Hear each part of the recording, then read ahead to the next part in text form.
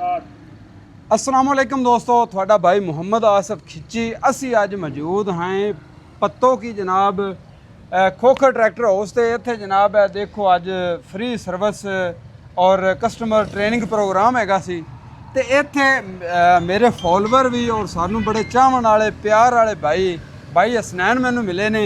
ये भी अपना 850 लैके आए सी कि फ्री सर्विस हो जाएगी और जेडे ट्रैक्टर वारंटी दे विच ने उन्हों का अगर कोई भी क्लेम है उन्हों का जनाब जल्द अज जल्द और इत्थे ही उनका हवाला किया जाएगा, यानी कि क्लेम उन्होंने दिता जाएगा छोटा मोटा जो भी है। तो हसनैन भाई सलाम अलैकुम। हसनैन भाई थोड़ा बहुत शुक्रिया सानू ये मिले हो। हुण तां तुसीं वैसे भी प्यार करन दा साड़ियां वीडियो तकदे रहंदे ने ते इन्हां दे कमेंट्स वगैरह भी आंदे रहंदे ने ते बड़ा अच्छा लगदा है जदों किसी मुहब्बत वाले भाई नूं बंदा मिलदा है। तां हसनैन भाई थैंक यू थोड़ी मुहब्बत दा। बाकी जनाब अज इत्थे तुसीं तशरीफ ले आए हो, कैसा लग्या ये कंपनी का इनिशिएटिव, ये कदम जिहड़ा उन्होंने आज उठाया?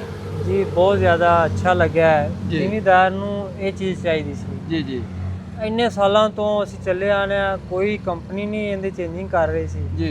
ये बड़ी खुशी वाली गल है कि उन्हां नाल होने एक होर देता है कि जो भी पार्ट्स लैने ने हाँ जी उनकी 6 महीने की वारंटी है। हाँ जी नाल इस फ्री सर्विस जेना उन्होंने नाल इंतखाब किया है। हाँ जी वो चीज़ जिमीदारां नूं वेखो जी अज किन्ने मतलब ट्रैक्टर आए ने। हाँ जी लैन लगी खड़ी। हाँ जी लैन लगी हुई है। वो आपदे सारे आपो आपदे मौकफ बयान करते पे। हाँ जी जो भी मसले मिसाल देखो जी असी जिन्ना मिस्त्रियों को जा के परेशान हो एक तुहाडे सामने एक दोस्त जो है ना। हाँ जी अज कंपनी खुद मौजूद है। हाँ जी तुसीं अगर इहदे विच कोई तब्दीली चाहते हो तां कंपनी वो तुहाडी सुन रही है। कंपनी ने खुद कहा कि सानू दसो हाँ जी बिल्कुल कोई तब्दीली चाहते हो वो सानू दसो, असीं तुहाडी राय लैने आ कंपनी तक पहुँचावांगे।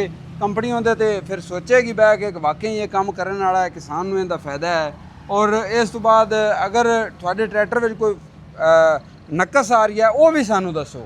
इत्थे बुलावन का मकसद ही उन्हां दा ही हैगा। बिल्कुल इवें गल ते बाकी एक अच्छी चीज़ है यार, इन्हां ये काम जिहड़ा कीता है बड़ा अच्छा कीता है। बहुत देखो जी अज किसानां दी बहुत ज़्यादा खुशी च सारियां दे चेहरिਆਂ ते जेहड़ा मुस्कुराहट एक हसनैन भाई एक और गल है भी उन्होंने ये बड़ा अच्छा किया है भी अगर थोड़ा ट्रैक्टर बिल्कुल फिट है तो ट्रैक्टर क्लेम दे विच है फिर भी तुहानू गिफ्ट कर रहे हैं 2 डीजल फिल्टर ते 1 आयल फिल्टर वो तुहानू गिफ्ट कर रहे हैं। ट्रैक्टर अगर तुहाडा फिट भी है तां मालक कह रहे हैं ना मेरा ट्रैक्टर फिट है फिर भी चेक किया जाएगा और फिट है तो थानू जनाब कंपनी की तरफों आयल और डीजल फिल्टर। हसनैन भाई ये दसो पहले तो तुसी 850 का इंतखाब किया, ये पहली बारी 850 या न्यू होलैंड का ट्रैक्टर खरीदा या पहले भी कोई न्यू होलैंड का ट्रैक्टर चलाते रहते हो? काफ़ी अरसे पहले की गल है। असी साढ़े कोल 640 ट्रैक्टर सी 480 भी रहा जी वो असी इस्तेमाल किया है।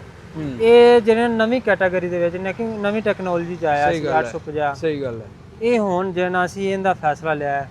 अच्छा हसनैन भाई एक गल होर सी 850 ਨੂੰ ज़्यादा लोग पसंद कर रहे सी लिफ्टोमैटिक दे वजह तो। हाँ जी अच्छा ट्रैक्टर है सिर्फ ना ये 850 ਜਿਹੜਾ ਤੁਸੀਂ ਲਿਆ ਸਟੈਂਡਰਡ ਹਾਈਡ੍ਰੋਲਿਕ ਦੇ ਵਿੱਚ सिर्फ ਇਹਦੇ ਵਿੱਚ ਉਹ ਹਾਈਡ੍ਰੋਲਿਕ नहीं बकाया ਇਹਦੀਆਂ ਟਿਊਬਾਂ ਹਿੱਸਾ ਗੇਅਰ सेम है। हाँ जी सेम फर्क है तो सिर्फ लिफ्टोमैटिक दा। लिफ्टोमैटिक तुसी लिफ्टोमैटिक क्यों नहीं लिया, इंदा क्यों इंतखाब किया सादे दा? इस वजह तो इंदा इंतखाब किया है। इंदे ये जना मसले तो वैसे मशीनरी चलदी आ ही जांदे लेकिन उनदी निस्बत इंदे ही कम मतलब तुसी ਇਹਨੂੰ ਤਾਂ ਪਸੰਦ ਕੀਤਾ ਤੁਸੀਂ ਪਹਿਲੇ ਇਹਨੂੰ ਇਸਤੇਮਾਲ ਕਰ ਰਹੇ ਹੋ इस्तेमाल करते ਤੁਸੀਂ ਸਮਝਾ ਵੀ ਇਹਨੂੰ ਸਮਝਣਾ ਵੀ ਨਹੀਂ ਪੈਣਾ ਉਹਨੂੰ ਸਮਝਣਾ ਵੀ ਥੋੜਾ ਜਿਹਾ ਮੁਸ਼ਕਲ ਹੋਇਆ ਖੜਾ ਹੈ। देखो जी तरह तरह ਦੇ ਡਰਾਈਵਰ ਬੈ ਜਾਂਦੇ ਨੇ ਠੀਕ ਹੋ ਹਰ ਬੰਦੇ ਨੂੰ ਸਮਝਾਉਣਾ ਗਾਈਡ ਕਰਨਾ ਥੋੜਾ ਮੁਸ਼ਕਲ ਹੋ ਜਾਂਦਾ। ਇਹ ਫਿਰ ਵੈਸੇ ਵੀ ਉਹਦੇ ਨਾਲ ਮੇਰਾ ਖਿਆਲ ਹੈ ਕੋਈ 2-2.5 ਲੱਖ ਰੁਪਏ ਸਸਤਾ ਵੀ ਹੈ। सस्ता भी है मेरा ख्याल 2-2.5 लाख नहीं ज्यादा 4 लाख रुपए का फर्क है। हाँ जी फर्क ही है डिफरेंट। हसनैन भाई बाकी ये दसो भी इनू कितनी देर तू चला रहे हो ते इनू किस चीज दे इस्तेमाल कर रहे हो? इनू जी आसफ भाई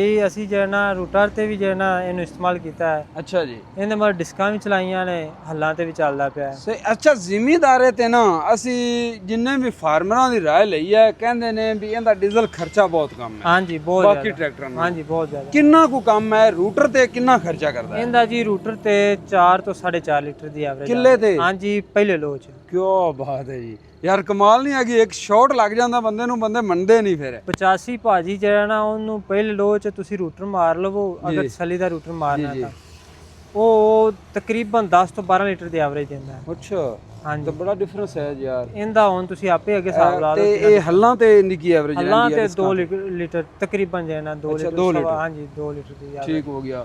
ਇਸ ਤੋਂ ਬਾਅਦ ਜਦੋਂ ਦਾ ਤੁਸੀਂ ਚਲਾ ਰਹੇ ਹੋ ਕੋਈ ਇਹਦੀ ਪਰੇਸ਼ਾਨੀ ਤੁਹਾਨੂੰ ਨਹੀਂ ਬਣੀ ਜੀ ਹੋਵੇ? ਕੋਈ ਨਹੀਂ, ਅਸੀਂ ਇਹਦੇ ਤੋਂ ਬਹੁਤ ਜ਼ਿਆਦਾ ਸੈਟੀਸਫਾਈਡ ਹਾਂ। ਚਲੋ ਬੜੀ ਅੱਛੀ ਗੱਲ ਬੜਾ ਹੈ ਜੀ। ਅੱਛਾ ਟਰੈਕਟਰ ਹੈ ਕੰਪਨੀ ਬਾਕੀ ਹਸਨੈਨ ਭਾਈ ਨਾ ਅੱਜ ਜਿਵੇਂ ਲੋਕਾਂ ਬਾਕੀਆਂ ਨੂੰ ਦੱਸਿਆ ਕਿਸਾਨਾਂ ਕੰਪਨੀ ਫਿਊਚਰ ਦੇ ਵਿੱਚ ਨਾ ਹਾਂਜੀ ਇਹ 60-150 ਨੂੰ ਮਜ਼ੀਦ ਤਬਦੀਲ ਕਰ ਰਹੀ ਹੈ, ਜਿਹੜੀ 1-2 ਮਹੀਨਿਆਂ ਦੇ ਵਿੱਚ ਟਰੈਕਟਰ ਕਿਸਾਨਾਂ ਨੂੰ ਮਿਲ ਜਾਣਾ ਹੈ। ਹਾਂਜੀ ਬਿਲਕੁਲ ਪਲੇਟਫਾਰਮ ਖੁੱਲਾ ਹੋ ਸਕਦਾ ਹੈ ਹਾਂਜੀ ਔਰ ਕਾਫੀ ਸਾਰੀਆਂ ਚੇਂਜਿੰਗ ਹੋ ਸਕਦੀਆਂ ਨੇ।